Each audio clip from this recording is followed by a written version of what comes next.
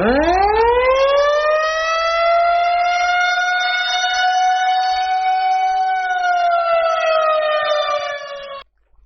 tseratra mahakasika ilay rivo-doza Salanina anio alahady 17 desambra 2024 tamin'ny 12 ratoandro. Ao amin'ny distrikana Ankasibeny misy ny Foibeany tamin'ny 12 ratoandro, mienatra ny rivotra entiny ka mahafaka 40 km isan'ora arahana tafiotra 50 km isan'ora. Manondia ny miakandrefany somary atsimo izy amin'ny hafainganam-pandeha 9 hatramin'ny 20 km isan'ora.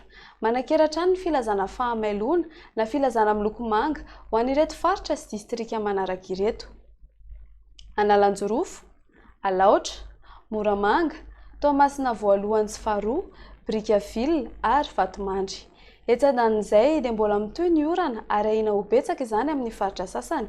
Iangaviana araka izany mba hapiatra ny filazana miloko mavo amin'ny fabetsahan-drotsakorana ny any Ambatondrazaka, Amparafaravola, Moramanga, Anosy-Beanala, Marolambo, Miandrivazo, Belotsiribina ary Melaka. Filazana miloko mena ho an'ny fabetsahan-drotsakorana kosa ho an'ireto distrika manaraka ireto: Toamasina voalohany sy faharoa, Brickaville, Vatomandry ary Mahanoro. Tsy azo atao mihitsy ny miandrika amin'ny morontsiraka afovoany Atsinanana sy afovoany Andrefana noho ny fikorontanan'ny toetry ny andro eny an-dranomasina. Entanina hatrany ny tsirairay mba hanaraka ny toromarika omeny manam-pahefana eny ifotony.